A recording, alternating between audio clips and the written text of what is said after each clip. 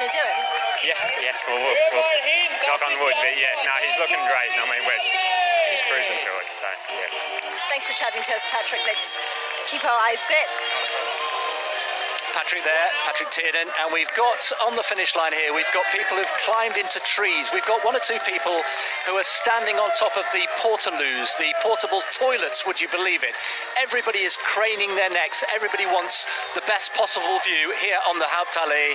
We're standing by for major sporting history here, and Ed, we're into the last 10 minutes. We've got 10 minutes to bring him home. Well, I'm starting to feel like those men in bowler hats who watch Roger Bannister.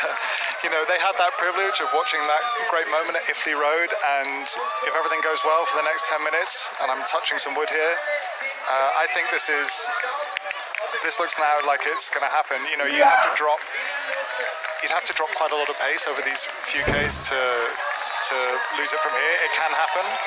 But you can see there's more relaxation on the faces of the people around Eliud, and you can see on his face he's still looking pretty relaxed. I mean, I'm sure he's hurting, but he looks quite good. Yeah, I'm sure he's realizing he has 9 minutes of running, and you know, you tell yourself, I can do anything for 9 minutes. Right in front of us, we are watching as all the pacers gather on the other side of the road to cheer on Eliud, and I believe there'll be hopefully something to celebrate here soon. Julian Wanders has, sensibly put on a huge puffer jacket because he's freezing cold. They're all jumping around, they're taking selfies. The whole team are now assembling because they think it's going to happen. Well, I don't know about you guys, but my heart, I can feel it pounding in my shirt this morning, and we are just sitting here watching and in anticipation, licking our lips here. 1:50 on the clock, and we have, exactly 9 minutes to bring him home. What an opportunity here, and these final pacemakers with Bernard Lagat. I think it's so fitting that Bernard Lagat is the team captain for this final leg. Yeah, from the same area where Eliud grew up, friends forever, was a part of the last attempt. You know, the camaraderie on that last attempt was massive, even though, he just missed the 2 hours. I think it's a gorgeous thing that Bernard Lagat's in this final group. Well, 40 kilometres will be the last major K kilometre to reach the last landmark, and that will be 1:53.44 is the target. And let's just remind ourselves that actually by this stage in Monza he was already starting to struggle, and he was already he already knew that he was not going to achieve what he wanted to achieve. He's in much better shape today. You can tell physically, you can just tell in the cadence of his running, you can tell by the support staff and a few smiles that are breaking through. I feel like the pacers feel like they know it's going to happen. He's in a much better place today than he was in Monza 2 years ago. We were at 10 seconds inside, we've just dipped to 9. I don't want to worry you folks at home, but we just need to keep an eye on that clock because we are ticking ever closer. But the cadence looks good, doesn't it? The shoulders look relaxed. Yeah, but you see the thumbs have gone in. He's not feeling as good. He hasn't got very far to go. I mean, he has every right not to feel good. I wouldn't feel good. But he still looks amazing, all things considering. And you know, in Monza, when it started to drift, he couldn't pull it back, and who could? You know, once those splits start to drift, you're finished. It's almost like you have a rope tied to these pacers, and once that rope is broken, it is so hard to get back on the path. And the fact is, he's not allowing the rope to swing too far off of his pacer. So the rope is not broken. He's attached to this pack, and he's going to just enjoy the ride to the finish. Communication still taking place between Valentin on the left of picture there on the bicycle. He's giving instructions out. We just saw Eliud just lift his shirt momentarily just to wipe his nose. Needs to make sure everything is absolutely on point. Let's just enjoy these pictures. I think Ed has said, let's just enjoy history unfolding here before our very eyes.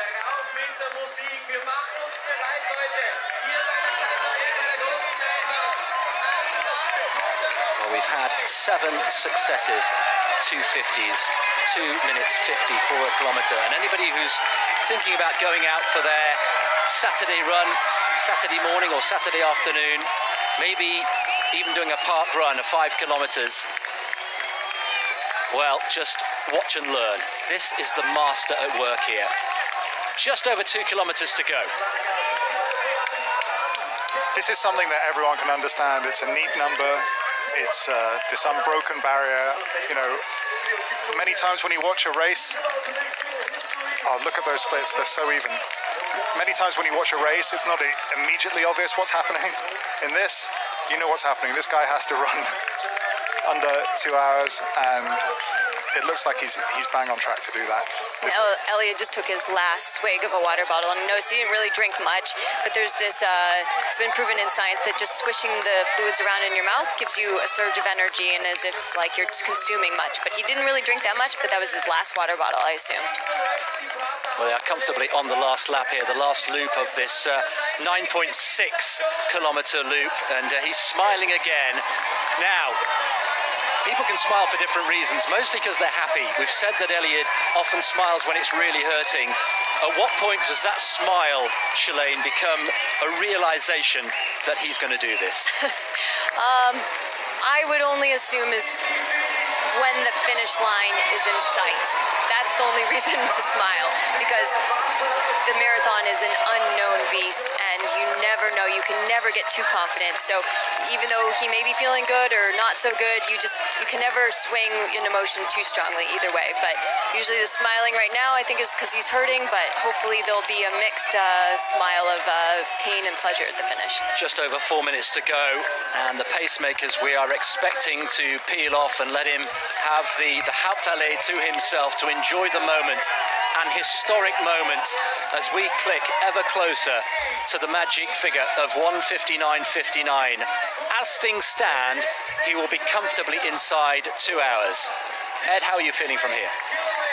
I feel like a bundle of nerves. Who thought they were going to see this in 2019? We haven't seen it yet, but who thought that this was possible in 2019? Yes, there are some, parts of this which are, artificial in terms of the pacemakers, whatever. It's not a race, but who thought you'd see someone run sub-2 in 2019? It is beyond the imagination. When the conversation first started for the sub-2 effort, I said, no way in my lifetime will I witness a sub-2 hour marathon. I truly did not believe I would be able to witness something like this. Well, the pace car will be peeling away at 41 kilometres, and then it'll be down to the pacemakers themselves to bring Eliud home, and all being well, they will then peel off as well and leave Eliud to run home the final few hundred metres. 1.2 kilometres to go. He is almost there. He has one hand on history here in Vienna. There's Grace, his wife, looking on. She's never seen him race before in the flesh, remember.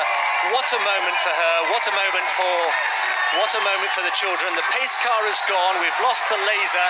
It's now all down to Eliud and the pacemaker. The gloves are off. He's getting quicker. He's racing right now. This is racing. Well, this is true racing. Shalane knows what this feels like through the streets of Central Park in New York, whether it's in Berlin or London. But today is all about Vienna. Today is all about Eliud Kipchoge. We're down to the last couple of minutes to bring him home. Ed, some final thoughts from you. I'm overjoyed that particularly this man has got to do this.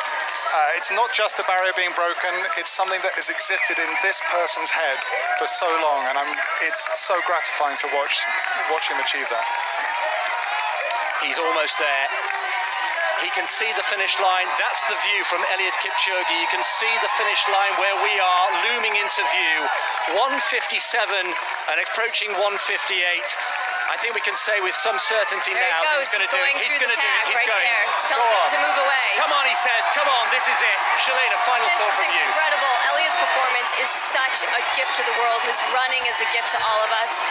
I feel so blessed to be here today. I hope everyone can hear me smiling through this microphone right now. I cannot stop smiling. 500 metres to go. He has the Hauptallee to himself. All the pacemakers have let him go. As Ed said, he is sprinting into the history books here. They're cheering him on. 400 metres to go. Let's bring him home. This is history unfolding. It's a Saturday run like we've never seen before. Listen to the noise. The crowd getting right behind him. History unfolding. Meters to go. He can see the finish line here. Neil Armstrong we had on the moon in 1969. We had Roger Bannister, the 4-minute mile 65 years ago. Edmund Hillary, the first man to climb Everest in 1953. We have 1 minute to go. Eliud Kipchoge is on his way here. This humble farmer who used to run 2 miles to school every day and back. He used to go to the nearest town on his bike to sell milk at the local market. And now, through hard work and discipline, he's pointing. Come on, he says. Hand of history on his shoulder. Less than 200 meters to go. Eliud Kipchoge, let's keep an eye on the clock into the final 20 seconds. Eliud Kipchoge. Got his shoulder. 140. The unofficial. Eliud Kipchoge zooms into the history books in Vienna. 1:59:40, the unofficial time. The first man to run a marathon in under 2 hours. One final lung-busting stride for Kipchoge. One giant leap for human endeavour. And you know, Kipchoge was right. No human is limited. And now he can celebrate. He has done it. And to Roger Bannister, Neil Armstrong, Edmund Hillary, we